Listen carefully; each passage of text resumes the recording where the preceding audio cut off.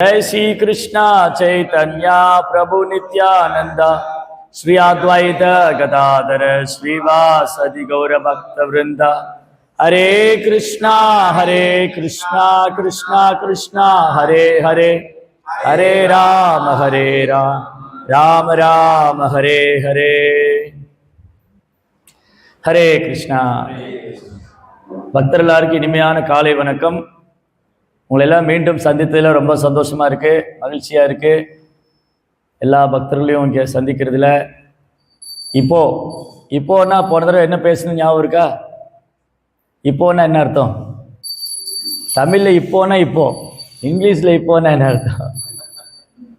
ஐ பே ஒபேஷன்ஸ் to Hari. நான் பகவான் ஹரியை வணங்குகிறேன், அதான் இப்போ. ஐ பே ஒபேஷன்ஸ் டு ஹரி. ஓகே, ஹரே கிருஷ்ணா. அதனால் இங்கே இருக்கிறவங்கெல்லாம் எப்போவுமே பகவானுடைய தாமரை பாதங்களுக்கு வணக்கம் தெரிவித்துக் கொண்டிருக்கிறார்கள். இப்போ இருக்கிறவங்கெல்லாம் they all paying obeisances to lotus feet Hari. பகவானுடைய தாமரை பாதத்துக்கு வணக்கம். அதனால் இங்கே வந்திருக்கிற எல்லா பக்தருடைய குடும்பத்தாருக்கும் ஆயுள் ஆரோக்கியத்துக்காக பிரார்த்தனை பண்ணுவோம். மேலும் கிருஷ்ண பக்தியில் முன்னேற்றம் அடையணும், பகவான் நாமத்தில் ருச்சி வரணும், நிறைய சேவை பண்ணணும், நிறைய பக்தர்கள் வரணும்னு சொல்லி பிரார்த்தனை பண்ணுறோம். ஹரே கிருஷ்ணா கிருஷ்ண கிருஷ்ணா ஹரே ஹரே, ஹரே ராம் ராம் ராம் ஹரே ஹரே. சரி, இந்த அத்தியாயத்தோடைய தலைப்பு பூர்ணத்தின் ஞானம். இங்கே ஏன் இறைவனை பற்றி ஞானம்னு சொல்லலை? இந்த அத்தியாயத்துக்கு தலைப்பு கொடுக்கும்போது இறைவனை பற்றிய ஞானம், கடவுளை பற்றிய ஞானம் அப்படி சொல்லலை, பூர்ணத்தின் ஞானம் சொல்லியிருக்கு. ஏன்னா கிருஷ்ணா இஸ் கம்ப்ளீட், பூர்ணம். ஓம் பூர்ணமத பூர்ணமிதம் பூர்ணாத் பூர்ணமுதச்யதே பூர்ணஸ்ய பூர்ணம் ஆதாய பூர்ணமேவாவசிஷ்யதே. Krishna is complete. கிருஷ்ணா பூர்ணமானவர், பரிபூர்ணமானவர், பரிபூர்ணமான பரமபுருஷோத்தமனான முழுமுதற் கடவுள். பகவான் கிருஷ்ணர் பரிபூர்ணமான பரமபுருஷோத்தமனான முழுமுதற் கடவுள். அவரை பற்றி ஞானம் இந்த அத்தியாயம் சொல்றதுனால இந்த அத்தியாயத்துக்கு பூர்ணத்தின் ஞானம் தலைப்பு. பகவானை பற்றி ஞானம் இந்த அத்தியாயத்தில் யார் சொல்றா? பகவானை பற்றி ஞானம் இந்த அத்தியாயத்தில் பகவானே சொல்றார். கிருஷ்ணரை பற்றி ஞானம். அப்ப கிருஷ்ணரை பற்றிய அறிவு கிருஷ்ணரை தான் கொடுக்கணும், அவருடைய கருணையில தான். பிரசாத லேசானு கிரகீதேவ. கிருஷ்ணருடைய கருணை இல்லாம கிருஷ்ணரை புரிஞ்சுக்க முடியாதுன்னு பிரம்மா சொல்றார். பகவானுடைய கருணை இருந்தால் தான் பகவானை புரிஞ்சுக்க முடியும். அப்போ அவரை பற்றிய ஞானத்தை அவரே கொடுக்கணும், அப்போதான் புரிஞ்சுக்க முடியும். இப்போ இந்த அத்தியாயத்துக்கு பிரபுபாதா நிறைய இடத்துல உபன்யாசம் கொடுத்துருக்காரு. இதே 7ஆம் அத்தியாயத்துக்கு முதல் ஸ்லோகத்துக்கு பிரபுபாதா பல இடங்கள்ல அந்த உபன்யாசம் பண்ணியிருக்கார். 7ஆம் அத்தியாயம் முதல் ஸ்லோகம். 7ஆம் அத்தியாயம் முதல் ஸ்லோகம் மையா சக்தமன பார்த்தா யோகம் ஜுஞ்சன்மதாஸ்ரய அசம்சயம் சமக்ரம்மா எதா நாசசி தத் ஸ்ருணு. தத் ஸ்ருணு அப்படின்னா எங்கிட்ட இருந்து கேள். கிருஷ்ணா சொல்றாரு, மையா சக்த மனப்பார்த்தா. ஓ அர்ஜுனா, உன் மனதை என் மேல நிறுத்தி. மையா சக்த மனப்பார்த்தா யோகன் ஜுஞ்சன் மதாஸ்ரய. உன் மனதை எப்படி என் மேல நிறுத்தலாம், அதாவது நம்முடைய மனதை எப்படி கிருஷ்ணர் மேல நிறுத்தலாங்கிறத கிருஷ்ணரே சொல்லி கொடுக்கிறேன். மையாசக்த மனப்பார்த்தா யோகம் ஜுஞ்சன் மதாஸ்ரயா. எப்படி நம்ம மனதை கிருஷ்ணர் மேல நிறுத்துறதுன்னு கிருஷ்ணரே சொல்லி கொடுக்கிறார். அசம்சயம் சமக்ரமா. அசம்சயம்னா சந்தேகம் இல்லாம. முதல் ஸ்லோகத்துல பகவான் சொல்றார், சந்தேகம் இல்லாம நீ என்னிடமிருந்து கேட்பாயாக. பரமபுருஷோத்தமனான முழுமுதற் கடவுள் கூறினார், பிதாவின் மகனே, என்னிடம் பற்றுதல் கொண்ட மனதுடன் என்னை பற்றிய முழு உணர்வில் யோகத்தை பயில்வதன் மூலம் என்னை நீ எவ்வாறு சந்தேகமின்றி முழுமையாக அறிந்து கொள்ளலாம் என்பது இனி கேட்பாயாக. அப்ப இந்த அத்தியாயத்துல எப்படிலாம் ஒருத்தர் கிருஷ்ணரை உணரலான்னு சொல்றார்.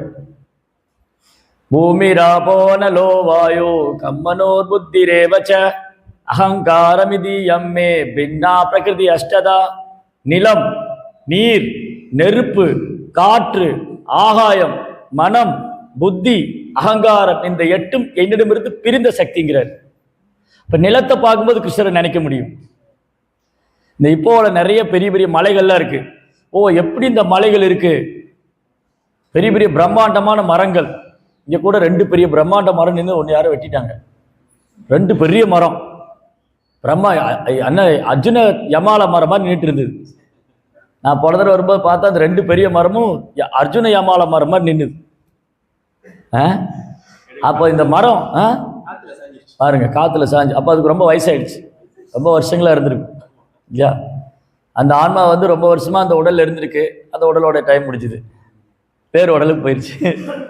அப்போ இந்த நிலத்தை பார்க்கும்போது இது கிருஷ்ணாவுடைய சக்தி.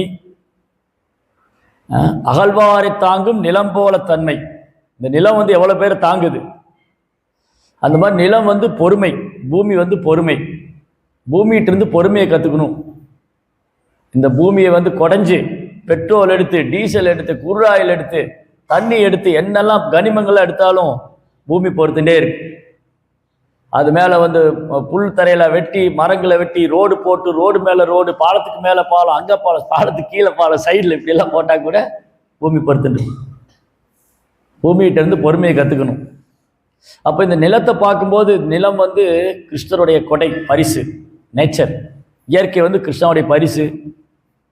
நிலம், நீர், நீரின்றி அமையாது உலகு, தண்ணி இல்லைன்னா வாழ்க்கை இல்லை. நெருப்பு, காற்று இல்லைன்னா சுவாசம் இல்லை. நிலம், நீர், நெருப்பு, காற்று, ஆகாயம், இந்த பஞ்சபூதம் இல்லாமல் ஒன்றும் உற்பத்தி பண்ண முடியாது. இங்கே எதையுமே உற்பத்தி பண்ண முடியாது. பஞ்சபூதம் இல்லாமல் இந்த உலகத்தில் எதையுமே உற்பத்தி பண்ண முடியாது. அப்போ அந்த பஞ்சபூதம் கிருஷ்ணாட்டு இருந்தா வருது. பஞ்சபூதங்களும் கிருஷ்ணாட்டு இருந்தா வருது. இந்த பஞ்சபூதம் இல்லாமல் கிருஷ்ணர் எதையுமே இங்கே நம்ம யாருமே எதையும் உற்பத்தி பண்ண முடியாது. இந்த உடலே பஞ்சபூதத்தில் தான் இருக்கு. அதான் பௌதீக சரீரம். நம்ம உடல் இருக்கு இல்லையா, இந்த உடலே பஞ்சபூதம் தான். அப்போ இதுக்குள்ள இருக்கிற சூட்சும சரீரம் மனம், புத்தி, அகங்காரம். அப்போ நிலம், நீர், நெருப்பு, காற்று, ஆகாயம், மனம், புத்தி, அகம், இது 8ம் என்னிடமிருந்து பிரிந்த சக்தி.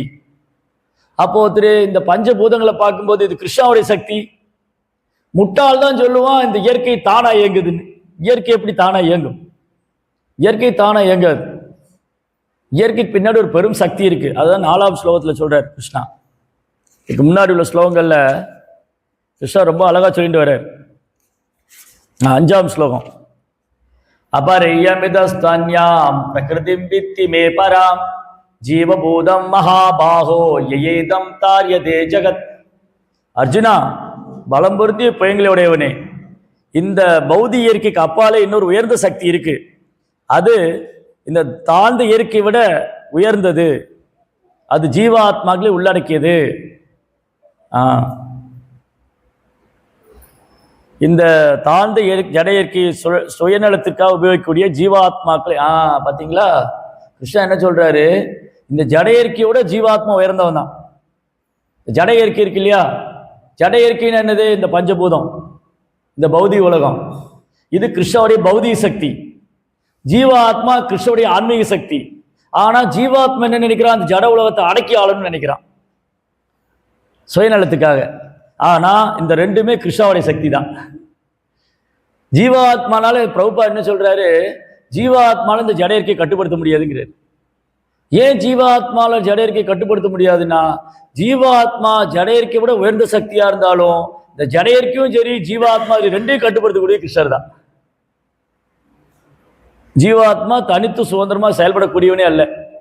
இப்ப பிரச்சனை என்ன ஆயிடுச்சுன்னா, ஜீவாத்மா இந்த 3 குணத்துல மாட்டிட்டு இருக்கு. அவன் ஜட இயற்கை குணத்தினால கட்டுப்படுத்தப்படுறான்.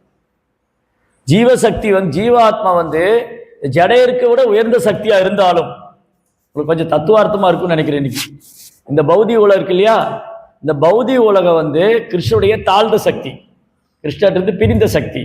இதுக்கு நிறைய பேர் இருக்கு. இந்த ஜட உலகத்துக்கு ஜட உலகம், பௌதிக சக்தி, பகிரங்க சக்தி, புறசக்தி, தாழ்ந்த சக்தி, மாயா சக்தி, இந்த மாதிரி நிறைய பேர் இருக்கு. எது? இந்த ஜட உலகம். இப்ப பாக்குறோம் இல்லையா, இந்த பஞ்சமகாபூதம், இந்த ஜட உலகம்லாம் கிருஷ்ணாட்டிருந்து பிரிந்த சக்தி, கிருஷ்ணனுடைய பகிரங்க சக்தி. ஜீவாத்மா கிருஷ்ணனுடைய தடஸ்த சக்தி. ஜீவாத்மா நாம இருக்கோம் இல்லையா, நம்ம ஜீவாத்மா ஏதாவது சந்தேகம் இருக்காது அதுல? எல்லாருக்கும் சந்தேகம் இல்லையா? பரமபிரபு சொல்லி கொடுத்துருக்காரா? பிரபு சொல்லி கொடுத்துருக்காரா? ஜீவாத்மா உயர்ந்த சக்தி, கிருஷ்ணாவுடைய தடஸ்த சக்தி, ஆன்மீக சக்தி. அப்படி இருக்கும்போது ஜீவாத்மா கிருஷ்ணனுடைய ஆன்மீக சக்தியா இருந்தாலும் ஜீவாத்மா இந்த ஜடர்க்கை கட்டுப்படுத்த முடியாது. ஏன்னா அது ரெண்டையும் கட்டுப்படுத்துறது கிருஷ்ணர் தான். அதனாலதான் சைத்தன்ய சரிதாமத்தை சொல்லியிருக்கு, மகாபிரபு சொல்றாரு, ஏகால ஈஸ்வர கிருஷ்ணா, ஒரு ஈஸ்வரன் தான், அது கிருஷ்ணா. ஆரா சபா பிரித்யா, மற்றவங்க எல்லாம் அவருடைய சர்வெண்ட் தான். ஏகால ஈஸ்வர கிருஷ்ணா ஆரா சபா பிரித்யா. நம்ம எல்லா கிருஷ்ணர் ஒரு முதல் கடவுள், நம்ம எல்லாம் ஒரு சேவகர். அதான் பிரபார் கோட் பண்ணுவார் உபநிஷத்துல இருந்து, நித்யோ நித்யானாம் சேதன சேதனானாம் ஏகோ பகுனாம் யோ விததாதி காமான். கிருஷ்ணா நித்தியமானவர், நானும் நித்தியமானவன். கிருஷ்ணர் ஆன்மீகமானவர், நானும் ஆன்மீகமானவன். அவர் ஒருவர் நம்ம எல்லாருடைய தேவையும் பூர்த்தி பண்றார். அந்த ஒருவர் நம்ம எல்லாருடைய தேவையும் பூர்த்தி பண்றார். அதனால இங்க ஜட உலகமானாலும் சரி, ஜீவாத்மானாலும் சரி, ரெண்டையும் கட்டுப்படுத்தக்கூடியது கிருஷ்ணா. பாருங்க, இந்த அத்தியாயத்தில் எல்லாமே முக்கியமான ஸ்லோகம். மனுஷ்யானாம் சகஸ்ரேஷு கஷ்டித் யததி சித்தயேத் யததாமபி சித்தானாம் கஷ்டித் மாப்வேதி தத்வதஹ. ஆயிரம் மனுஷங்க இருக்காங்க இந்த உலகத்துல, கோடிக்கணக்கான மனுஷங்க. அதுல 1000ல் ஒருத்தர் தான் ஆன்மீக பாதைனா என்னன்னு தெரிஞ்சுக்க ஆசைப்படுவாங்க. இப்போடைய மக்கள் தொகை எவ்வளவு? இந்த இப்போடைய மக்கள் தொகை எவ்வளவு? இங்க எவ்வளவு மக்கள் தொகை இருக்காங்க? ஒரு 1.5 லட்சம் 2 லட்சம் பேர் இருப்பாங்களா? 2 மில்லியன் பிளஸ், 2 லட்சத்துக்கு மேல, 20 லட்சம். ஓ, 20 லட்சத்துக்கு மேல. ஈப்போல கிடையாது. அவர் சொல்ற பேரா ஸ்டேட்ல. I am only asking Ipoh.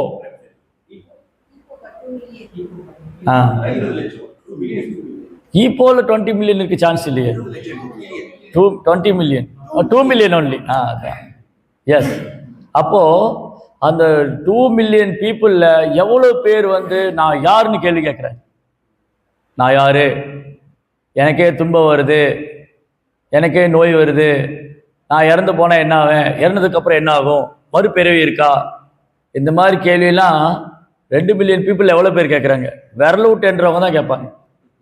அதான் மனுஷானாம் சகசிரேஷு, 1000ல் ஒருத்தர் தான் இந்த கேள்வி கேட்பார். அப்படி அந்த 1000ல் ஒருத்தர்ல கேள்வி கேட்கிறவர்ல ஒருத்தர் தான் அதற்கான பதிலை தேடுவார். 1000ல் கேள்வி கேட்கறதுல ஒருத்தர் தான் அதுல பதிலை தேடுவார். அதுல ஒருத்தர் தான் பக்குவம் அடைய முயற்சி பண்ணுவார். அதுல ஒருத்தர் தான் பக்குவமே அடைவார். அப்ப இந்த ஸ்லோகம் கொஞ்சம் நம்ம டிஸ்கரேஜ் பண்ற மாதிரி இருக்கும். என்னடா அது, இப்ப கிருஷ்ணர்கிட்ட போகவே முடியாதா? மனுஷானாம் சகசிரேஷு கஷித் எததி சித்தையே. 1000 மனுஷங்கள்ல ஒரு சிலர் தான் பக்குவம் அடைய முயற்சி பண்ணுவாங்க, அதுல ஒரு சிலர் தான் பக்குவம் அடைவாங்க, அதுல ஒரு சிலர் தான் கிருஷ்ணரை தெரிஞ்சுக்குவாங்க.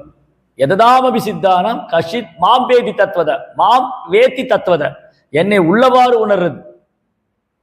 அப்படின்னா ரொம்ப ஃபில்டர் ஆயிடுறாங்க. ரொம்ப ஃபில்டர் பண்ணி தான் கிருஷ்ணர் தூக்குவார். அப்படி இருக்கும்போது பிரபுபாடைய கருணையால தான் நம்ம 1000ல் ஒருத்தனா இருக்கு. இப்ப நம்ம எல்லாம் பெருமையா 1000ல் ஒருவன் சொல்லிக்கலாம். நம்ம எல்லாம் 1000ல் ஒருவன். அவன் தான் 1000ல் ஒருத்தர். ஆனா இந்த 1000ல் ஒருத்தர்ல பக்குவம் அடைஞ்சு கிருஷ்ணரை உள்ளவாறு புரிஞ்சுக்கு போறது யாரு? அடுத்த கேள்வி. நம்ம 1000ல் ஒருத்தர் ஆயிட்டோம். நம்ம எல்லாருமே பிரபுபாடைய கருணையால 1000ல் ஒருவனா இருக்கும்.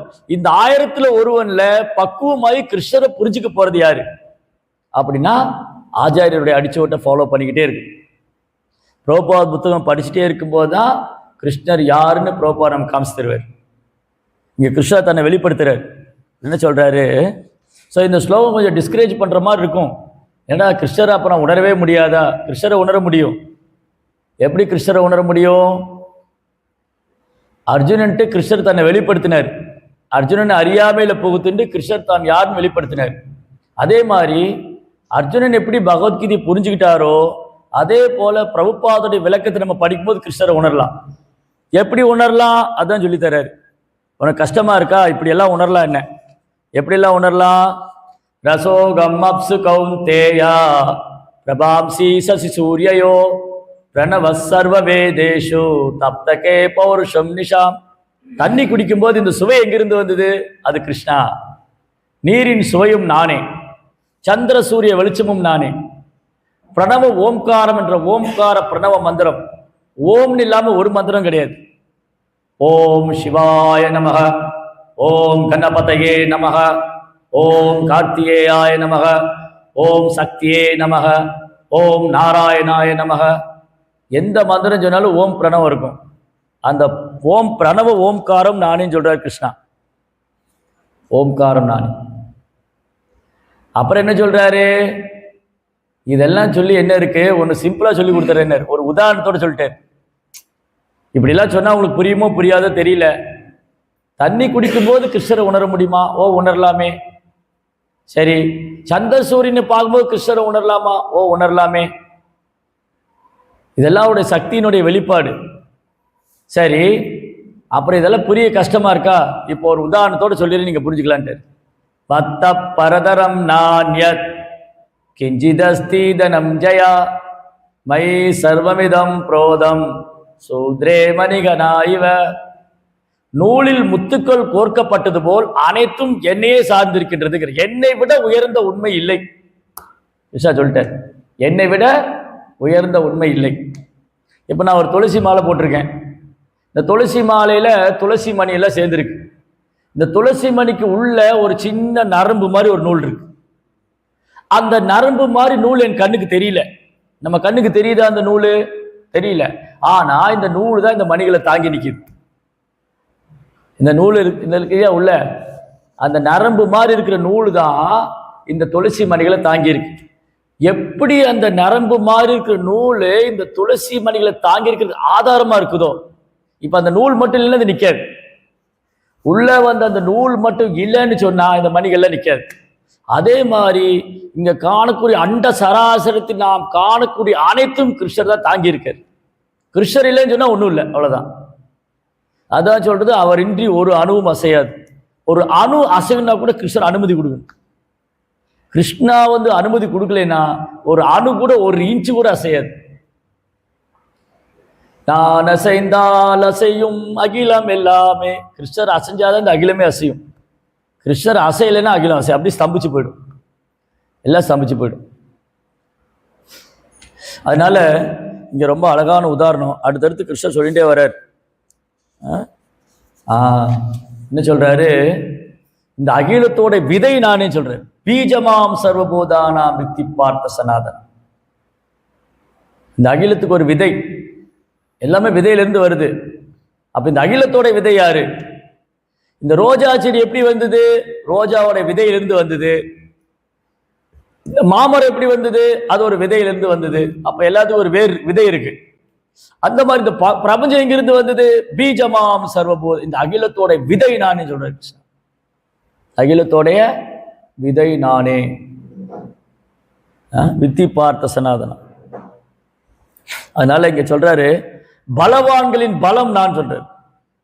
பிரபுபாத் பொருளுரையில் அழகா எழுதியிருக்காரு. பலசாலியோட பலம் வந்து பலவீனமானவன்ட்ட காமிக்கிறதுக்கு இல்லை. இன்னைக்கு அதான் நடக்குது. அமெரிக்காக்காரன் தன் பலத்தை போய் ஈரான் கிட்ட காமிக்கிறான். அவன் பலத்தை ரஷ்யா கிட்ட தான் காமிக்கணும்.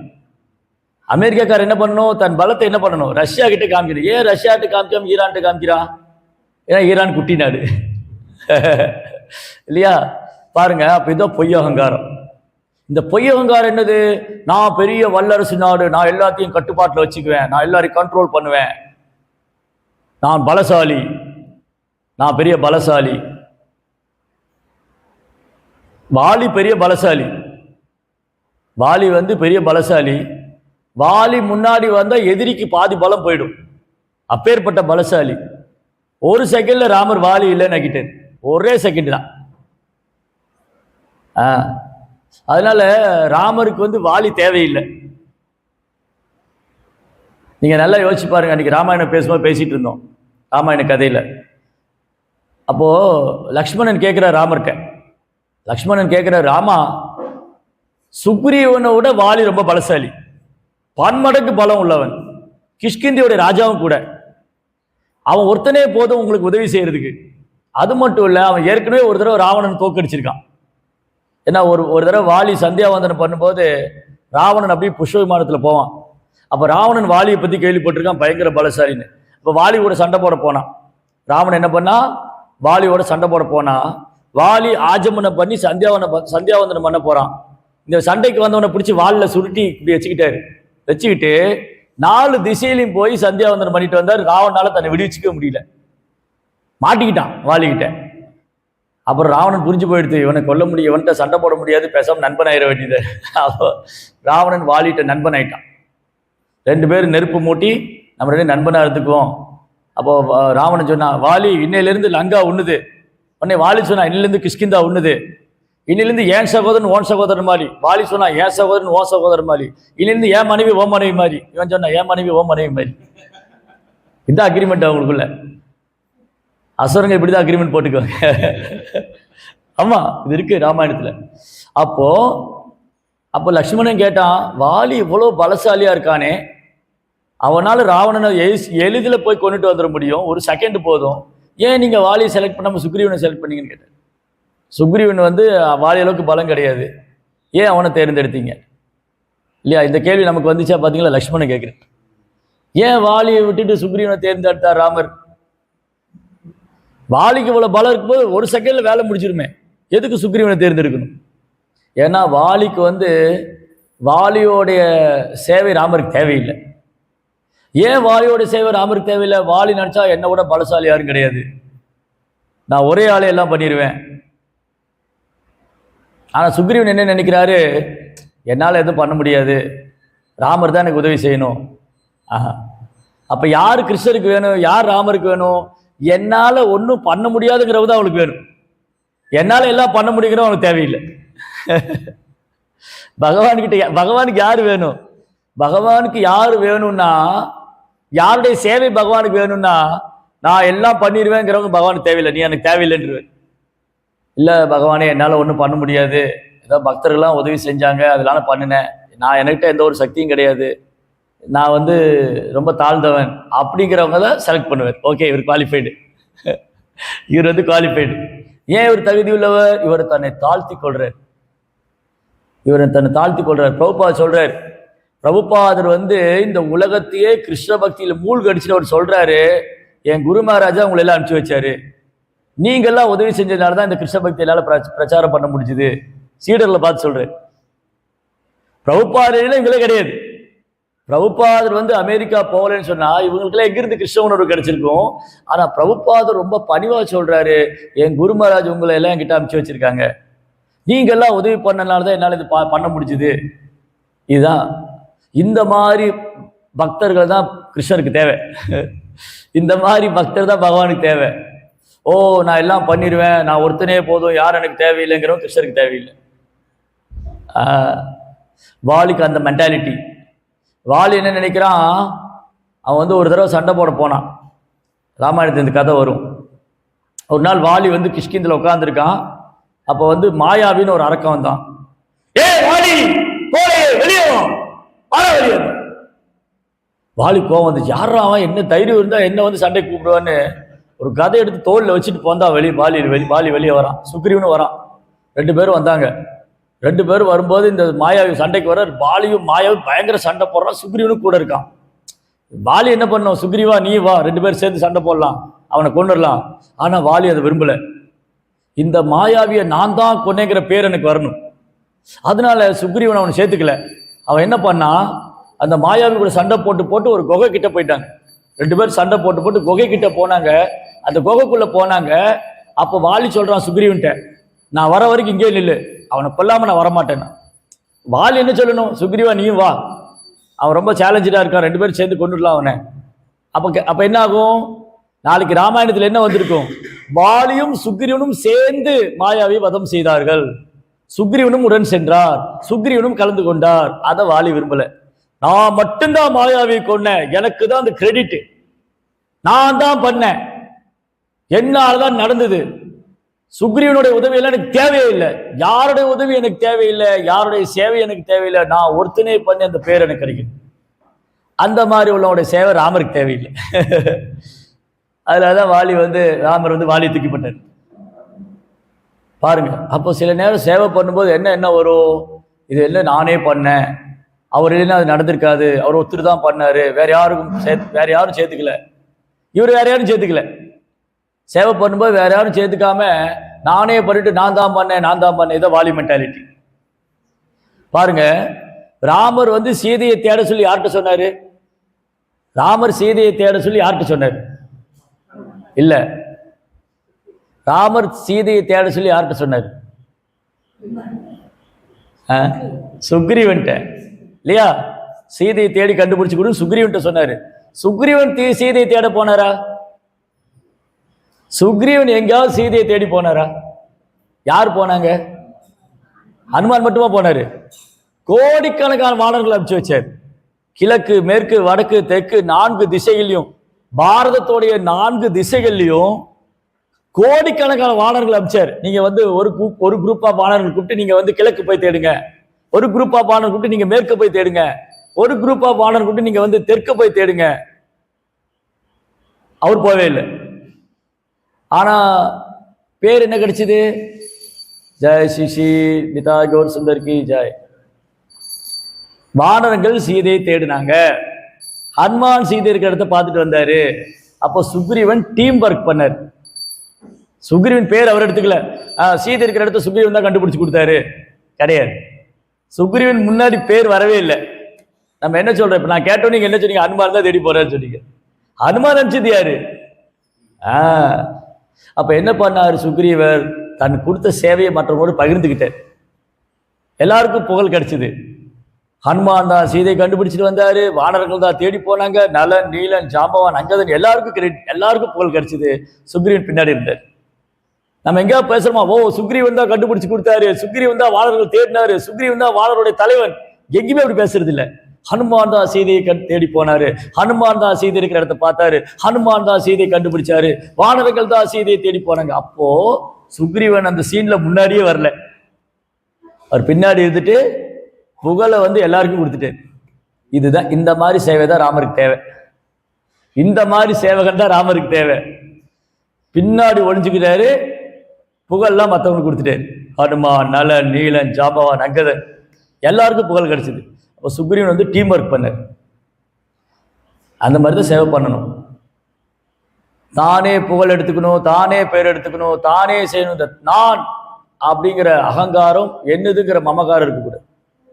அந்த மாதிரி பக்தர் வந்து ராமருக்கு தேவையில்லை. சுக்ரீவன் மாதிரி பக்தருக்கு தான் தேவை.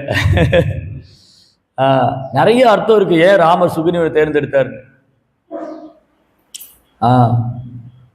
அதனால இங்க வந்து ரொம்ப முக்கியமான விஷயம், நம் பலத்தில் நாம் கர்வம் கொள்ளக்கூடாது. கிருஷ்ணர் வந்து ஒருத்தருக்கு ஒரு டேலண்ட் கொடுத்துருப்பார். சிலர் ரொம்ப புத்திசாலியா இருப்பாங்க, சிலர் ரொம்ப பலசாலியா இருப்பாங்க, சிலர் வந்து சமைக்கிறது ரொம்ப எக்ஸ்பர்ட்டா இருப்பாங்க, சிலர் வந்து புத்தக விநியோகத்தில் எல்லாருக்கும் ஒரு டேலண்ட் இருக்கும். அது வந்து கிருஷ்ணர் கொடுத்துருக்காரு அவர் சேவைக்காக. ஹனுமான் என்னைக்குமே கர்வம் கொண்டதுல தான் அதீத பலம் படுத்தவன்னு. சரி, இப்ப அடுத்தது ஹனுமான் சுக்ரீவன் எடுத்துக்கோங்க. இந்த ஹனுமான் சுக்ரீவன்ல யாருக்கு ரொம்ப பலம் இருக்கு? ஹனுமானுக்கும் சுக்ரீவனுக்கும் கம்பேர் பண்ணும்போது யாருக்கு ரொம்ப பலம் இருக்கு? ஹனுமான். எல்லாருக்கும் தெரியும் சுக்ரீவனோட பலசாலி. ஆனா சுக்ரீவன் என்ன, ஹனுமான் என்ன பண்ணாரு? ஹனுமான் வந்து சுக்ரீவனோட பலசாலி. ஆனா ஹனுமான் என்ன பண்ணாரு? சுக்ரீவனுடைய சேவகனா இருக்காரு, அவருடைய மினிஸ்ட்ரியில ஒரு மினிஸ்டரா இருக்காரு. ஹனுமான் நினைச்சதான் நான் சுக்ரீவனோட பலசாலி நிரூபிக்க முடியும் ஹனுமானால. ஆனா அவர் அதை பண்ண விரும்பல. எப்ப ஹனுமான் தன் பலத்தை நிரூபிச்சாரு? எப்ப ஹனுமான் தன் பலத்தை நிரூபிச்சாரு? பிரபுவோட சேவைக்கு தேவைப்பட்டது, நான் சீதையை தேடுறதுக்கு அது தேவைப்பட்டது. அப்போ எல்லாரும் ஹனுமானை பத்தி புகழ்ந்து சொல்லும்போது yes I can do that, என்னால பண்ண முடியும். அப்போ தன்னுடைய பலத்தை வந்து ஹனுமான் பிரபுவோடைய சேவைக்காக பயன்படுத்தினாரு, தற்பெருமைக்காக பயன்படுத்தல. ஓ, நான் வந்து சுக்ரீவனோட பயங்கர பலசாலி, நான் ஏன் சுக்ரீவனுக்கு அசிஸ்டண்டா இருக்கணும், நான் ஏன் சுக்ரீவனுக்கு சேவை பண்ணணும்? ஹனுமான் நினைச்சா சுக்ரீவன் இல்ல, வாலி உட்பட எல்லாரும் ஒரு காலடியில் வைக்க முடியும், அந்த அளவுக்கு ஒரு சக்தி இருக்கு. பட் ஹனுமான் என்ன பண்ணாரு? இந்த சக்தியை வந்து பிரபு ராமர் எனக்கு கொடுத்துருக்காரு, அவர் சேவைக்காக தான் கொடுத்துருக்காரு. அப்போ நம்முடைய பலத்தை வந்து நம்ம கிட்ட இருக்கிற டேலண்ட், நம்மகிட்ட என்ன டேலண்ட் வேணாலும் இருக்கலாம். சிலர் புத்திசாலியா இருக்கலாம், சிலர் பலசாலியா இருக்கலாம், சிலர் அறிவாளியா இருக்கலாம், சிலர் வந்து அழகா இருக்கலாம், சிலருக்கு வந்து சில ஸ்கில்ஸ் எல்லாம், சில விஷயங்களை தெரிஞ்சிருக்கலாம். அதெல்லாம் எப்படி கிருஷ்ணருக்காக நான் பயன்படுத்தணும்னு நினைக்கணும். ரெண்டாவது, இது கிருஷ்ணா வந்து இந்த சேவைக்காக எனக்கு கொடுத்துருக்காரு, அது கர்வம் கொள்றதுக்காக இல்ல. அதனால பலசாலி மனிதனின் பலம், பலவான் பலம் பலவதாச்சாகம், பலவான்களின் பலம் நானேன்னு சொல்றாரு கிருஷ்ணா. இதை வந்து அர்ஜுனன் ரியலைஸ் பண்றாரு. பாருங்க, பாகவதம் வந்து ரியலைசேஷன், பாகவதம் சும்மா அப்படி படிச்சுட்டு போல, பாகவதம் வந்து ரியலைசேஷன், அர்ஜுனுடைய ரியலைசேஷன் இருக்கு. பாகவதம்ங்கிறது என்னன்னா ஒரு பக்தருடைய ரியலைசேஷன், அனுபவம். அர்ஜுனன் சொல்றாரு, எப்போ பாகவதம் முதல் ஸ்கந்தத்துல பகவான் கிருஷ்ணனுடைய மறைவுன்னு ஒரு அத்தியாயம் இருக்கு. அதுல வந்து யுதிஷ்டிர மகாராஜா அர்ஜுனன் வந்து துவாரைக்கு அனுப்புறாரு. நீ போய் பகவானுடைய அடுத்த திட்டம் என்ன, மகாபாரத யுத்தம் முடிஞ்சது, பாண்டவர்கள் அரியாசனத்தில் உட்கார வச்சாச்சு, இனி அடுத்தது கிருஷ்ணனுடைய நெக்ஸ்ட் பிளான் என்னன்னு தெரிஞ்சுட்டு வரணும். கிருஷ்ணர் நம்ம கிட்ட என்ன செய்ய விரும்புறாரு, நம்ம என்ன சேவை பண்ணணும், அதுதான் ஒரு தூய பக்தர், பகவானுடைய மனம் அறிந்து சேவை செய்கிறவர். அவர் சொல்றாரு, அர்ஜுனா நீ துவாரைக்கு போய் கிருஷ்ணாவை பார்த்து அவருடைய அடுத்த திட்டம் என்னன்னு தெரிஞ்சுட்டு வான்னு. போன அர்ஜுனன் வரவே இல்லை. 1 மாசம் ஆச்சு, 2 மாசம், 3 மாசம், 4 மாசம், 5 மாசம் கொஞ்சம் ஆகி வரவே, ரொம்ப நாள் ஆச்சு, வரவே இல்லை. யுதிஷ்டருக்கு பயம் வந்துருச்சு. என்ன ஆச்சு, அர்ஜுனன் போய் சேர்ந்தாரா, அர்ஜுனன் துவாரைக்கு போனாரா போகலையா, கிருஷ்ணரை பார்த்தாரா பார்க்கலையா, என்ன நடந்தது, நிறைய கேள்வி வருது ஒரு மனதுல. அந்த சமயத்தில் நிறைய கெட்ட சகுனங்களை பார்க்கிறார், அபசகுனங்களை பார்க்கிறார். முதல்ல அவர் உடம்புல நிறைய மாற்றம் வருது. உடம்புல இடது பாகம்லாம் துடிக்குது, அவருக்கு இடது கண்கள், இடது கரமெல்லாம் துடிக்குது. ஏன் இப்படி நடக்குது, அப்ப ஏதோ ஒரு கெட்ட சம்பவம் நடக்க போகுது. முதல்ல தன்னுடைய உடம்புல பார்த்தார், 3 விதமான கெட்ட சகுனங்களை பார்க்கிறார். முதல்ல அவர்கிட்ட பார்க்கிறாரு, 2வது மக்கள்கிட்ட பார்க்கிறாரு. இந்த மக்கள் வந்து இப்படி இருந்ததே இல்லை அஸ்தினாபுரத்துல. அஸ்தினாபுரத்துல யுதிஷ்டிர மகாராஜ் ஆட்சி பண்ணும்போது மக்கள் இடத்துல பொறாமை, சண்டை, மக்கள் இடத்துல பொறாமை, சண்டை, குறை சொல்றது, குற்றங்கான்றது, அவமரியாதையை பேசுறது, இந்த மாதிரி குணங்களை அவர் பார்த்ததே இல்லை. பேராசை, இதெல்லாம் பார்த்ததே இல்லை. ஆனா இப்ப பாக்குறாரு, ஒருத்தர் குறை சொல்றாங்க, பேராசைப்படுறாங்க, சண்டை போட்டுக்கிறாங்க, பொறாமப்படுறாங்க. யுதிஷ்டருக்கு ஆச்சரியமா இருக்கு, இந்த மாதிரி நான் மக்களை பார்த்ததே இல்லை. ஈவன் மிருகங்கள் கூட அவருக்கு எதிராக செயல்படுது. ஒரு நாய் வந்து ராஜாவை பார்த்து குலைக்குது. எப்ப இதெல்லாம் பாக்குறாரு, என்னடா அது, இது வழக்கத்துக்கு மாறா இருக்கு. அதுக்கப்புறம் இயற்கையினுடைய மாற்றத்தை பார்க்கிறார். இயற்கையில் என்ன மாற்றம், மழை பெய்யக்கூடிய நேரத்தில் மழை பெய்யல, மழை பெய்ய வேண்டிய நேரத்தில் மழை பெஞ்சிட்டு இருக்கு. அப்ப ஏதோ சம்திங் ராங், ஏதோ நடந்திருக்கு. ஒருவேளை கிருஷ்ணர் நம்மளை விட்டு போயிட்டாரோ, பகவான் இந்த பூமி விட்டு மறைச்சிட்டாரோ. பகவானுடைய தாமரை திருப்பாதம் இந்த பூமியில் இருந்ததுனால எல்லா ஐஸ்வர்யங்களும் நிரம்ப பெற்று இருந்தது. இப்ப எனக்கு நிறைய ஆச்சரியமா இருக்கு, நான் பார்க்காத விஷயங்கள் நடக்குது. யுதிஷ்டிர மகாராஜா ஆட்சியில அவர் பார்க்காத விஷயங்கள பார்க்கிறார். அப்ப அர்ஜுனனுக்கு என்ன ஆயிருக்குன்னு நினைக்கும் போது அர்ஜுனன் திரும்ப வர்றாரு. எப்படி அர்ஜுனன் திரும்ப வந்தாரு, ஒரு நடைப்பின மாதிரி வர்றார். உயிரற்ற ஒரு உடல் நடந்து வந்தா எப்படி இருக்கு, உயிரற்ற ஒரு உடல் எழுந்து நடந்து வர்ற மாதிரி அர்ஜுனன் வர்றாரு. அவர் முகத்துல அந்த தேஜஸ் இல்ல, பழைய அர்ஜுனனுக்கான தேஜஸ் இல்ல, அந்த அர்ஜுனன் முகத்துல தேஜஸ் இல்ல, அந்த காண்டிபதாரி ஒரு நடைப்பினமா வர்றாரு. அவர் யுதிஷ்டரை பார்த்து அழறாரு. யுதிஷ்டர் கேட்கிறார், அர்ஜுனா உனக்கு என்ன ஆச்சு, யாரா உன்னை திட்டாங்களா, யாரா உன்னை யுத்தத்துல தோல்பிச்சிட்டாங்களா, யார்கிட்டயே நீ தோத்துட்டியா, இல்ல ஏதாவது பெண்களை நீ அவமானப்படுத்திட்டியா, இல்ல பெண்கள் ஏதாவது உன்னை சபிச்சாங்களா, இல்ல யாருக்காவது அடைக்கலம் வந்தவன் நீ அடைக்கலம் கொடுக்காம போயிட்டியா, உனக்கு என்ன நடந்தது, ஏன் நீ இப்படி இருக்க. இல்ல அப்புறம் கேட்க, இல்ல கிருஷ்ணா நம்மளை விட்டு மறைஞ்சிட்டாரா. அப்பதான் அர்ஜுனன் அழறாரு, அவரால் பேச முடியல, அர்ஜுனால பேச முடியல, அவர் அழறாரு, தன் அழுகையை கட்டுப்படுத்தின்னு பேசுறாரு. ஆமா கிருஷ்ணா, ஆமா யுதிஷ்டா, எந்த பகவான் யாரெல்லாம் நம்ம கூட, எந்த பகவான் நம்ம கூட இருந்து நம்ம வாழ்க்கையில ஒவ்வொரு கட்டத்திலும் நமக்கு பாதுகாப்பா இருந்தாரோ அந்த பகவான் நம்மை விட்டு பிரிந்து விட்டார். அப்புறம் கிருஷ்ணர் பிரிஞ்சிட்டான்னு சொல்லி அழறது மட்டும் இல்ல, அந்த ஓரொரு சம்பவங்களையும் அர்ஜுனன் ஞாபகப்படுத்துறாரு. எப்படி திரௌபதி சுயம்பரத்துல கிருஷ்ணர் என் பக்கம் இருந்தாரு, எப்படி பீமனுக்கு ஆபத்து வந்தபோது கிருஷ்ணர் நம்ம பக்கம் இருந்தாரு அப்படின்னு ஓரொரு சம்பவங்களையும் அர்ஜுனன் நினைவு கொள்றார். சொல்லிட்டு, எனக்கு கிருஷ்ணா அந்த பகவத்கீதை சொன்னாரு, அதை நான் நினைச்சுக்கிட்டே இருக்க போறேன், எனக்கு பகவான் சொன்ன உபதேசங்களை நான் நினைச்சுக்கிட்டே இருக்க போறேன். எல்லாத்துக்கும் மேல அர்ஜுனன் சொல்றாரு, அந்த கிருஷ்ணர் என்னை விட்டு பிரிஞ்சுட்டாரு, என் சக்தியெல்லாம் நான் இழந்துட்டேங்க. எந்த காண்டிபதாரி அர்ஜுனன் காண்டிபம் எடுத்தா அந்த பானம் தோத்ததே இல்லை, கிருஷ்ணர் தோக்க விட்டதே இல்லை அர்ஜுனனை. அர்ஜுனனுக்கு வெள்ளுக்கு விஜயன், அவனுக்கு தோல்வியே கிடையாது அர்ஜுனனுக்கு. அப்பேற்பட்ட அர்ஜுனன் காண்டிபதாரி மகாபாரத யுத்தத்துல பீஷ்மர், துரோணர், கிருப்பாச்சாரியா, சகுனி, அஸ்வத்தாமன், துரியோதனன் பெரும் மகாரதர்கள், அவங்களெல்லாம் அப்படி சர்வசாதாரணமா ஹேண்டில் பண்ணார் காண்டிபதாரி. இன்னைக்கு அதே அர்ஜுனன், அதே காண்டிபம் ஒரு 1000 குல சிறுவர்கள், ஒரு மாடு மேய்க்கிற சிறுவர்கள்ட்ட தோத்து போயிட்டார். தோத்து போய் அவங்க கிருஷ்ணனுடைய மனைவிகளை கடத்திட்டு போயிட்டாங்க. துவாரகையில். அப்புறம் விஸ்வநாத் சக்கரவர்த்தி தாக்கூர் ரீசன் எழுதியிருக்காரு, அந்த ஆயர்குல சிறுவன் வேற யாரும் இல்லை, கிருஷ்ணர் தான். ஏன்னா கிருஷ்ணருடைய மனைவிகளை யார் தூக்கிட்டு போக முடியும்? கிருஷ்ணருடைய மனைவிகளை லக்ஷ்மி தேவி, ஒருத்தருடைய நிழல் கூட அவங்க மேல பட முடியாது. லக்ஷ்மி தேவி மேல ஒருத்தருடைய நிழல் கூட பட முடியாது. அப்படி இருக்கும்போது ஒரு சாதாரண மாடு மேய்க்கிறவங்க எப்படி அர்ஜுனனை தோல் கடிச்சு கிருஷ்ணருடைய மனைவியெல்லாம் கடத்திட்டு போவாங்க? அப்போ அப்போ அப்போ விஸ்வநாத் சக்கரவர்த்தி தாக்கூர் என்ன எழுதியிருக்காரு, பிரபுபா சொல்றாரு, அந்த கிருஷ்ணர் தான் ஆயர்குல சிறுவனா வந்து தன் மனைவிகளை மீட்டு போனாரு, ஆன்மீக லோகத்துக்கு கூட்டிட்டு போனாரு சொல்றாரு. இப்போ அர்ஜுனன் சொல்றாரு, அது ஒரு ஆயர்குல சிறுவன்ட்ட நான் தோத்து போயிட்டேன். அப்போ அதுல பிரபுபாதர் பொருளுரை எழுதுறாரு. என்ன சொல்லியிருக்காரு? கிருஷ்ணா விரும்பினா ஒரு பக்தனுக்கு சக்தியை கொடுப்பார், தேவைப்பட்டா சக்தியை கொடுப்பார், அவர் சேவை முடிச்சா சக்தியை திரும்ப எடுத்துக்குவார். ஃபேனிஷ். கிருஷ்ணா விரும்பினா ஒரு பக்தனுக்கு தேவையான சக்தியை கொடுப்பார், அந்த சேவை முடிச்சதுக்கு அப்புறம் அந்த சக்தியை எடுத்துட்டுருவார். அர்ஜுனனுக்கு சக்தியை கொடுத்தார், சேவை முடிஞ்சது, சக்தி எடுத்துட்டார். இப்ப அர்ஜுனன் அதே காண்டிபதாரி, அதே காண்டிபருக்கு, ஆனா அவர் சக்தி இழந்துட்டாரு. அப்போ அர்ஜுனன் சொல்ற, என்னுடைய சக்தி வந்து கிருஷ்ணா, கிருஷ்ணதான் என் சக்தி. அந்த சக்தி என்னை விட்டு பிரிஞ்சிருச்சு, என் சக்தி போச்சு. கிருஷ்ணா என்னை விட்டு பிரிஞ்சுட்டாரு, என் சக்தி போச்சு. அதனால நான் இந்த கிருஷ்ணருடைய பகவத்கீதையை நினைச்சு நினைச்சு நான் இந்த உடலை விட தயாரிட்டேன். இதுதான் அர்ஜுனோடைய ரியலைசேஷன். அதனால பலவான்களின் பலம் வந்து கிருஷ்ணா. அப்புறம் என்ன எழுதியிருக்காரு? காமம் பற்றுதலும் அறவே இல்லாத பலசாலியின் பலம். காமம் பற்றுதலும் ஏன் வருது? தனக்கு அகங்காரத்தினால வருது. அர்ஜுனன் கேட்கிறார் கிருஷ்ணர்கிட்ட, கிருஷ்ணா ஏன் வந்து ஒருத்தனுக்கு தெரியுது நான் பாவம் செய்யறேன்னே தெரியுது, ஒருத்தனுக்கு நல்லா தெரியுது நான் செய்யறது பாவம், அப்போ ஏன் செய்யறான்னு கேட்கிறேன்.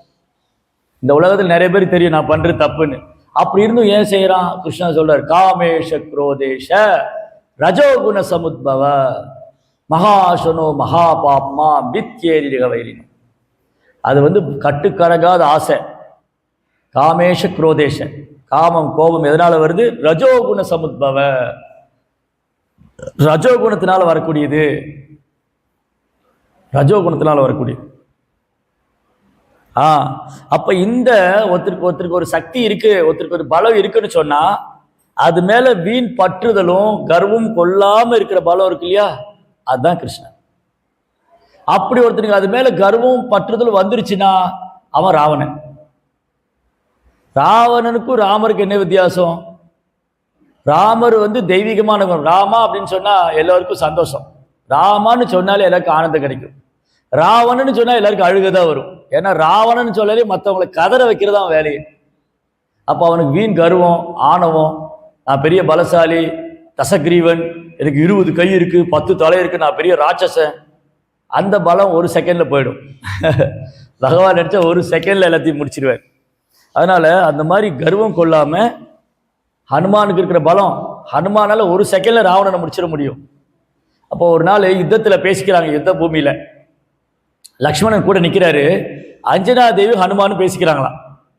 அஞ்சனா தேவி சொல்றாங்களாம், ஹனுமான் உன்னை பெத்தது நான் வெக்கப்படுறேன்னு சொன்னான், உன்னை ஏன் நான் பையனா பெத்த வெக்கப்படுறேன்னா, நீ போய் லங்கையில போய் ராவணனை கொல்லாம வந்தீன்னா. ஹனுமானை பார்த்து அஞ்சனி சொல்றான், இது லக்ஷ்மணன் பக்கத்துல கேட்டுட்டு இருக்காரு, ஹனுமான் என்ன சொல்ல போறாருன்னு. ஹனுமானை பார்த்து அஞ்சனி சொல்றா, நீ என் மார்புல பால் குடிச்சது வீணா போயிடுச்சுங்க, நான் உனக்கு பால் ஊட்டி நான் உன்னை என் பிள்ளையா வளர்த்தேன் இல்லையா, அது பிரயோஜனமே இல்லை. லங்கையில போனே அந்த ராட்சசனை கொண்டுட்டு வந்திருந்தா நான் பெருமைப்பட்டிருப்பேன். ஹனுமான் என் பையன், அஞ்சனியினுடைய பையன், என் மார்புல பால் குடிச்ச வேணாம், மார்பு தட்டி சொல்லியிருப்பேன் ஹனுமான் என் குழந்தைன்னு, இப்ப நான் வெக்கப்படுறேன். அஞ்சனா சொல்றாங்களா, நீ போயுமே இந்த ராட்சசனை விட்டுட்டு வந்தேன்னு. அப்ப ஹனுமான் சொல்றாரா, என்னால பண்ண முடியும், நான் நினைச்ச ஒரே செகண்ட்ல ராவணனை கொண்டு சீதையை தோல்ல தூக்கிட்டு வந்திருப்பேன். ஆனா சீதை அதை விரும்பல, நானும் அதை செய்யல. ஏன்னா இப்ப நான் இதை பண்ணியிருந்தா, நான் ராவணன் ஒரு செகண்ட்ல கொன்னா இந்த உலகம் என்னை புகழும், ஓ ஹனுமான் தான் ராவணனை கொன்னார். ஆனா ராமர் செஞ்சார்னா இந்த உலகம் ராமரை புகழும். பார்த்தீங்களா, இந்த உலகம் ராமரை புகழும், நான் ராமருடைய சேவகன், அவ்வளவுதான். எனக்கு பகவான் கொடுத்த சர்வீஸ் நான் பண்ணேன், எனக்கு ஒரு செகண்ட் போகுது ராவணனை கொல்றதுக்கு. ஹனுமான் இல்லாத சக்தியா? ராவணெல்லாம் ஒன்றும் இல்லை ஹனுமானுக்கு முன்னாடி. அப்படி தூக்கி வீசிடுவார் மேலே அவனை, 10 தலை 10 திசையில் போய் விழுவும். ஆனால் ஹனுமான் அதை செய்யலை. ஏன்னா இந்த பேர் புகழ்லாம் ராமருக்கு தான் கிடைக்கணும். நான் சீதை இருக்கிற இடம் பார்த்துட்டு வர சொன்னார், பார்த்துட்டு வந்தேன். அதோட என் சேவை பிடிச்சிது. அந்த புகழ் சீதை ஆக்சுவலி ஹனுமான் சொல்கிறார் சீதைகிட்ட, நீங்கள் என் கூட வாங்க, நான் கூட்டின்னு போயிடுறேன்னு. சீதை சொன்னா இல்லை என் பிரபு என்னை கூட்டின்னு போகணும். அதுதான் அவருக்கு அழகு, ரைட்? அப்போ அஞ்சனா கேட்டு அழுதுட்டாங்களாம். லக்ஷ்மணன் அப்படியே ஆச்சரியமாக பார்த்துட்டு இருக்காரு. என்ன அம்மா என்ன பையன், எப்படி ராமர் மேலே அன்பு வச்சிருக்காங்க.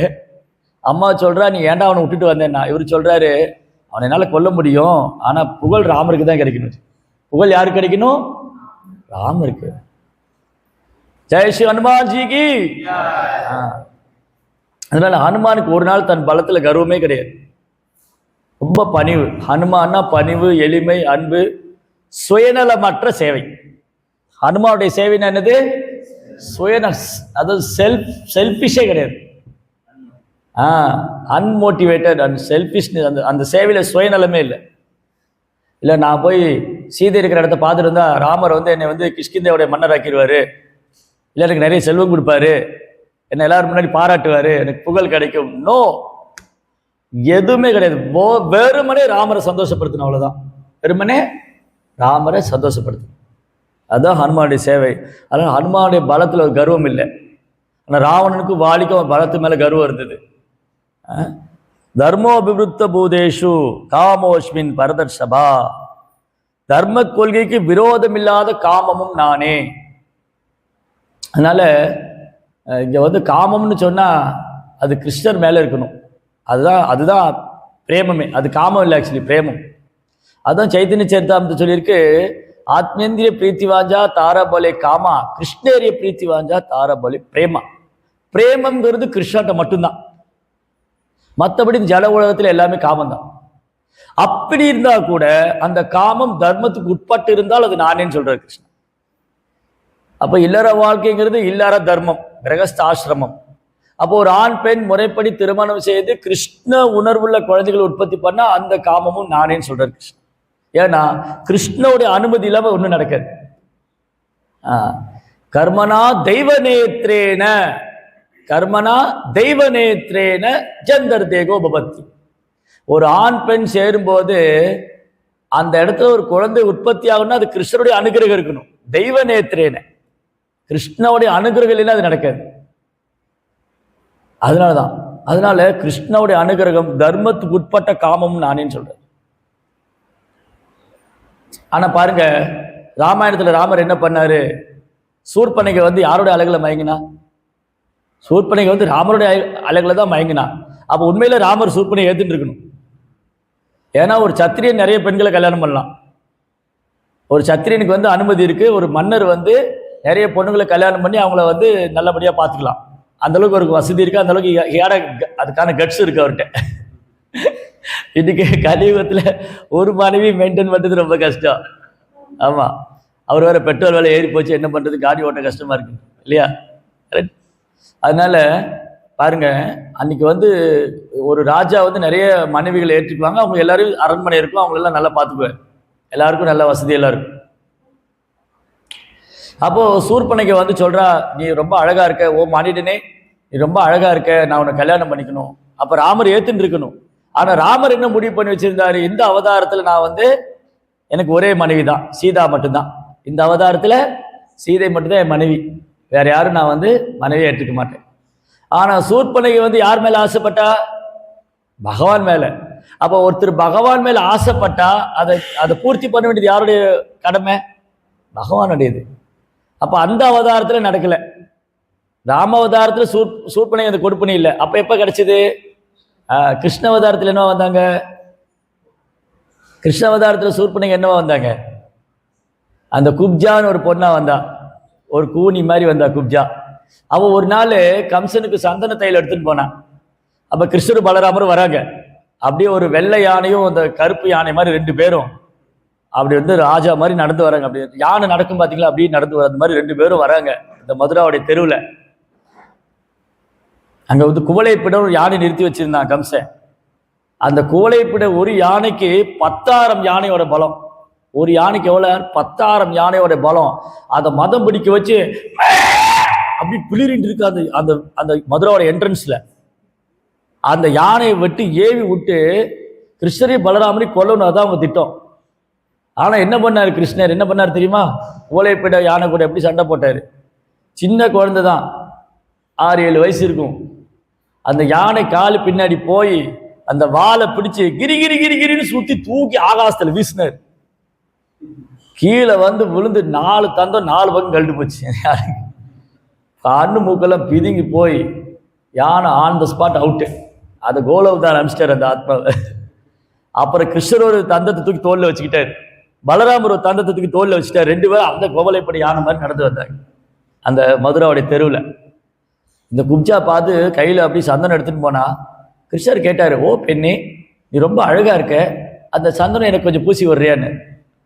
அவள் கிருஷ்ணரை பார்த்தோன்னே இவர் அழகா இருக்காரு, இவளு அப்படி உடம்பெல்லாம் மழைக்காலத்து மேகத்து ஒத்த நிறம், அப்படி தாமரை மாதிரி கண்கள், என்றும் வாடாத வைஜெயந்தி மாலை அணிஞ்சிருக்கார், மார்புல ஸ்ரீவஸ்துக்குரி, கழுத்துல கௌஸ்துவமணி, மஞ்சள் நிற பீதாம்பராடை, அப்படியே சூரியனை போல பிரகாசிக்கிறார். அப்படி குப்ஜா என்ன பண்ணா, கொஞ்சம் அந்த சந்தன தைலத்தை எடுத்து கிருஷ்ணரோட உடம்புல பூசினா. அப்ப கிருஷ்ணர் என்ன பண்ணாரு, இந்த கால் கட்டை விரல வச்சு அவர் கால் கட்டை விரல ஒரு அமுத்தி இந்த கையால் இப்படி ஒரு தட்டி விட்டாரு. அந்த கூனியோட தவுட்டில் இந்த தாடையில் தட்டினோடனே அவர் கூன் சரியாயிடுது. அவர் கூன் சரியாகணும்னு அப்படி கிருஷ்ணரை கட்டி கழுவிட்டான். ஓ கிருஷ்ணா, நீங்க என் கூட எங்க வீட்டுக்கு வாங்க, பக்கத்துல பலராமர் நிற்கிறாரு. பக்கத்துல பலராமர் நிற்கிறாரு. கிருஷ்ணர் சொன்னார், இப்ப வேண்டாம், நான் அப்புறம் வரேன். பக்கத்துல பலராமர் இருக்க, நான் அப்புறம் வரேன். அது மாதிரி பாருங்க, ராமருடைய லீலையில யாரெல்லாம் வந்து ராமர் வந்து யாருடைய விருப்பத்தை எல்லாம் பூர்த்தி பண்ணலையோ கிருஷ்ணரதை பூர்த்தி பண்ணாரு. அந்த தண்டகாரண்ய வனத்துல ஜனஸ்தானத்துல ஆயிரக்கணக்கான முனிவர்கள் இருக்காங்க. இவங்கெல்லாம் ராமரை பார்த்த உடனே அப்படியே அழகுல மயங்கி போனாங்க. அப்படியே ஒரு பெரிய பச்சை மலை மாதிரி இருக்காரு, தோலெல்லாம் பறந்து விரிந்து, கைகள்லாம் முழங்கால் வரை அப்படி ஆஜானு பாகரா இருக்காரு. யாருக்குதான் அவரை பார்த்தா அவரை அணைக்கணும்னு தோணாது, அவரை கட்டி தழுவணும்னு தோணும். அப்போ அழகு ராமர், அப்படி ஒரு அழகு. அதான் கம்பர் ராமாயணத்தில் கம்பர் எழுதியிருக்காரு, ராமருடைய தோலை பார்த்தவங்க தோலையே பார்த்துட்டு இருப்பாங்களாம், அவ்வளோ அழகா இருக்கு, இந்த தோல் எவ்வளவு அழகா இருக்குன்னு. காலை பார்த்தவங்க பாதத்தையே பார்த்துட்டு இருப்பாங்களாம், கண்களை பார்த்தவங்க கண்களையே பார்த்துட்டு இருப்பாங்களாம், முகத்தை பார்த்தவங்க முகத்தையே பார்த்துட்டு இருப்பாங்க. அதை மறக்க முடியாது, அதுக்கு அந்த கண்ணை அந்த பக்கம் எடுக்க முடியாது. நம்மளெல்லாம் ஒரு தடவை பார்த்தா ஏண்டாவனை பார்த்தோன்னு இருக்கும், ஐயோ ஆக சைக்கிளே. ஆனா ராமரை பார்த்தா அந்த கண்கள் அவர் அந்த பக்கம் திரும்பாது. அப்படி அந்த முனிவர்கள் நினைச்சாங்க, நம்மளாம் ஒரு பெண்களா மாறி ராமர் கல்யாணம் பண்ணிட்டேன்னு. ராமர் சொன்னார், அது நடக்காது, இல்லை, இந்த லைஃப்ல எனக்கு சீதா மட்டும் தான் மனைவினாரு, வேணா நெக்ஸ்ட் சான்ஸ் கொடுக்குறேன்னு. அந்த முனிவர்கள்லாம் முனி கோபிகளா வந்து ராசலீலையில் நடனம் பண்ணாங்க கிருஷ்ணர் கூட. கோபிகள்ல முனி கோபிகள்லாம் இருக்காங்க. அந்த முனிவர்கள் தான் கோபிகளோட ரூபத்துல வந்து ராசலீலையில் கிருஷ்ணரோடு நடனம் பண்ணாங்க. ஸோ கிருஷ்ணா வந்து பாவக்ராகி ஜனார்த்தன், ஒரு பக்தனுடைய பாவத்தை அறிந்து அவர்கிட்ட அன்பு செய்வார். ஒரு பக்தனுடைய பாவத்தை அறிந்து கொண்டு அன்பு செய்வார். அதனால இந்த எல்லாத்தையுமே கிருஷ்ணனுடைய சேவையில் ஈடுபடுத்தலாம். நம்ம வந்து காமம் இருக்கு இல்லையா, காமத்தையும் கிருஷ்ணனுடைய சேவையில் ஈடுபடுத்தலாம். எப்படி ஈடுபடுத்தலாம்? ஒரு ஆண் வந்து ஒரு நல்ல பொண்ணை தர்மப்படி கல்யாணம் பண்ணிட்டு இந்த மாதிரி நல்ல கிருஷ்ண உணர்வுள்ள குழந்தைகளை உற்பத்தி பண்ணி எல்லாரும் பகவானுக்கு சேவை பண்ணும். அதான் பக்தி சித்தாந்த சரஸ்வதி தாக்கூர் சொன்னாரு, என்னால கிருஷ்ண உணர்வுள்ள குழந்தைகளை உற்பத்தி பண்ண முடியும்னா நான் வந்து கல்யாணம் பண்ணிட்டு 100 குழந்தைகளை உற்பத்தி பண்ணுவேன். கிருஷ்ண உணர்வுள்ள குழந்தைகளை உற்பத்தி பண்ண முடியும்னா 100 குழந்தைகளை உற்பத்தி பண்ணலாம் நீங்க கல்யாணம் பண்ணிட்டு. அப்படி இல்லாட்டி பண்ணக்கூடாது. அப்படி இல்லாட்டி பண்ணக்கூடாது. ஒரு நாள் பிரபுபா கிளாஸ் கொடுத்துட்டு இருந்தார். அப்போ ஒரு பக்தர் வந்து ஒரு பிரம்மச்சாரி, அவர் போய் பிரபுபாட்ட கேட்டார், பிரபுபா நான் வந்து கிரகஸ்தராகணும்னு சொன்னார், நான் வந்து கல்யாணம் பண்ணிக்கணும். பிரபுபா சொன்னார், ஓகே குட், வெரி நைஸ், நீ கல்யாணம் பண்ணிக்கலாம், ஆனா நீ வந்து கிருஷ்ண உணர்வுள்ள குழந்தைய கொடுக்கறதுக்காக உன் மனைவியோட சேரணும்னு சொன்னார். சொன்னாரு, நீ வந்து கிருஷ்ண உணர்வுள்ள குழந்தைய உற்பத்தி பண்றதா உன் மனைவியோட சேரணும்னாரு. அவர் யோசிச்சாரு, அப்ப நான் ஏன் கல்யாணம் பண்ணுனாரு, அப்ப பெட்டர் நீ பிரம்மச்சாரியா இருக்கு. பார்த்தீங்களா? ஸோ இதுதான் பாருங்க, நம்மளுடைய புலன்களை வந்து எப்படி கிருஷ்ணருடைய சேவையில் ஈடுபடுத்துறது. அப்போ காமத்தையும் கிருஷ்ணருடைய சேவையில் ஈடுபடுத்தலாம். பிருந்தாவனத்து கோபிகள்லாம் கிருஷ்ணன் மேல காதல் வயப்பட்டாங்க. ஹனுமான் கோவம் வந்தது, ராமருடைய சேவையில் ஈடுபடுத்தினார். கோவம் வந்தது, அந்த கோபத்தையும் பகவானை சேவையில் ஈடுபடுத்தலாம். லங்கையை இடிச்சு விட்டார் ஹனுமான். காமம், கோபம், ஆசை எல்லாத்தையும் கிருஷ்ணருடைய சேவையில் ஈடுபடுத்தலாம். ஆனா ஒன்றை மட்டும் கிருஷ்ணருடைய சேவையில் ஈடுபடுத்தவே முடியாது. பொறாமை, அதுக்கு இடமே கிடையாது. ஸோ அதனால இங்க காணக்கூடிய அனைத்தும் நம் கிருஷ்ணருக்காக இருப்ப. அதுதான் யுக்த வைராக்கியம். யுக்த வைராக்கியம்னு சொன்னா எதுவுமே விட்டுற வேண்டாம். சைதன்ய மகாபிரபு தென்னிந்திய யாத்திரை வந்த போது கூர்ம பிராமணர் சொன்னார், எனக்கு வேண்டாம், இந்த குடும்ப வாழ்க்கை வேண்டாம் மகாபிரபு, எனக்கு இந்த குடும்ப வாழ்க்கை வேண்டாம், என்னை உங்க கூட கூட்டிட்டு போயிடுங்க, எனக்கு மனைவி வேண்டாம், குழந்தை வேண்டாம், குடும்பம் வேண்டாம், ஒன்றும் வேண்டாம், நான் உங்க கூடயே வந்துடுறேன். அப்போ மகாபிரபு சொன்னார், நோ, கிடையாது, நீ எதையும் விட்டு வரக்கூடாது. ஆனால் அதே சமயம் நீ இப்படி செய்யலாம், நீ என்னை சந்தோஷப்படுத்த விரும்புறியா? ஆமா மகாபிரபு, அப்ப எது செய்யணும்? யாரே தேக்கோ தாரே காகோ கிருஷ்ண உபதேஷ் அமாரா கியா குரு ஹோ யா தாரே தேஷ். நீ எதையும் விட வேண்டாம், நீ எங்க போனாலும் யாரை பார்த்தாலும் கிருஷ்ணரை பத்தி சொல்லு, இந்த மாதிரி நீ உலகத்துக்கே குருவா இருக்கல. இது கூர்ம பிராமணருக்கு மட்டும் சொல்லல சைத்தன்ய மகாபிரபு. சைத்தன்ய மகாபிரபு கூர்ம பிராமணர்கிட்ட, கூர்ம தேசங்கிற இடத்துல தென்னிந்தியாவில் கூர்ம தேசம் ஒரு இடம் இருக்கு. உலகத்திலேயே கூர்ம விக்கிரகம் அங்கதான் இருக்கு, பகவானுடைய கூர்ம அவதாரம். கூர்ம அவதாரம் விசாகப்பட்டினத்துல இருந்து 1 hour போகணும், கூர்ம தேசம். அங்க கூர்ம பிராமணர் ஒருத்தர் இருந்தார். அந்த கூர்ம கஷேத்திரத்துல ஒரு கோயில் இருக்கு, பகவானுடைய கூர்ம அவதார விக்கிரகம், மத்ஸ்யா, அந்த ஆமை வடிவில் இருப்பார் இல்லையா பகவான், கூர்ம அவதாரம், அந்த விக்கிரகம் இருக்கு அங்க. சைத்தன்ய மகாபிரபு அங்க வந்திருக்காரு 500 வருஷத்துக்கு முன்னாடி. எல்லா ஆச்சாரியரும் அங்க வந்திருக்காங்க, ஆதிசங்கரர், ராமானுஜாச்சாரியர், மத்வாச்சாரியர் எல்லாம் வந்திருக்காங்க. ராமானுஜர் காலத்துல என்ன நினைச்சிட்டு இருந்தாங்க, அந்த கூர்ம விக்கிரகத்தை சிவன் நினைச்சிட்டு இருந்திருக்காங்க. ராமானுஜர் என்ன பண்ணிருக்காரு, அந்த வழியா போனவர் இந்த சிவன் கோயிலா இருக்குமோன்னு அப்படி கடந்து போயிட்டாரு. அப்புறம் அவர் கனவுல பகவான் சொல்ல, நான் சிவலிங்கம் இல்லை, நான் கூர்ம அவதாரம் சொன்னார். அப்புறம் ராமானுஜர் தான் கண்டுபிடிச்சார் இது கூர்ம அவதாரம். அதுக்கப்புறம் நிறைய வைணவர்களாக போய் தரிசனம் பண்ணாங்க. அப்போ என்ன பாயிண்ட் அப்படின்னா, இந்த கூர்ம பிராமணன்ட்ட சைதன்ய மகாபிரபு சொல்றாரு, நீ பேரளவான துறவு எனக்கு வேண்டாம், நீ இந்த மாதிரி துறவரை பண்ணாத, நீ இருக்கிற இடத்துல இருந்து நீ உலகத்தையே குருவா இருக்கலாம்.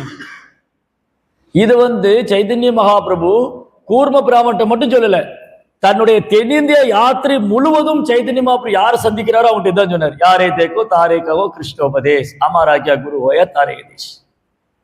நீ எங்க போனாலும் யாரை பார்த்தாலும் கிருஷ்ணரை பத்தி சொல்லு, இந்த மாதிரி இந்த உலகத்துக்கே குருவா இருக்க முடியும், இந்த உலகத்துக்கே குருவா இருக்க முடியும். அதனால பிரபுபாதர் பாருங்க, பிரபுபாதர் ரொம்ப கருணையோட இந்த கிருஷ்ண பக்தியை உலகெல்லாம் பிரச்சாரம் பண்ணி நிறைய பக்தர்களை உருவாக்கி, நிறைய சீடர்களை உருவாக்கி, இன்னைக்கு அவங்கெல்லாம் பிரபுபாடைய சீடர்கள்லாம் குருமார்கள்லாம் இன்னைக்கு எவ்வளோ பிரச்சாரம் பண்ணி எவ்வளோ பேர் கிருஷ்ண பக்தி கிடைக்குது. எல்லாம் ரொம்ப பாக்கியம் பண்ணியிருக்கோம். இன்னைக்கு பகவத்கீதை படிக்கிறது, கேட்கறது, இதை நடைமுறையில் பயிற்சி பண்ணுறதுக்கு பக்தர் சங்கம் இருக்குது. இங்கே வார வாரம் வரலாம், பக்தர் சங்கத்தை எடுத்துக்கலாம், எல்லாரும் பக்தர்கள் கூட சேர்ந்து நாம சங்கீர்த்தனம் பண்ணலாம், ரொம்ப சந்தோஷமாக இருக்கலாம். அதனால ரொம்ப கிருஷ்ண உணர்வு ஒரு ஈடு இணையற்ற வரம்னு பிரபுபாதர் புக் எழுதியிருக்கு. கிருஷ்ண உணர்வு ஒரு ஈடு இணையற்ற வரம், கிருஷ்ண உணர்வு ஒரு வரப்பிரசாதம், பிரபுபாதர் ஒரு வரப்பிரசாதம், ஆன்மீக குருமார்கள் குரு நமக்கு கிடைச்சது ஒரு வரப்பிரசாதம். எல்லாமே இங்கே கிஃப்ட் தான், நமக்கு எல்லாமே கிருஷ்ணருடைய பரிசு. இதை நல்லபடியாக பயன்படுத்திட்டோம்னு சொன்னால் நம்மளை விட பாக்கியசான்கள் யாரும் கிடையாது. ஹரே கிருஷ்ணா. நிரந்தரா ஸ்ரீமத் பகவத்கீதா கி ஜெய்.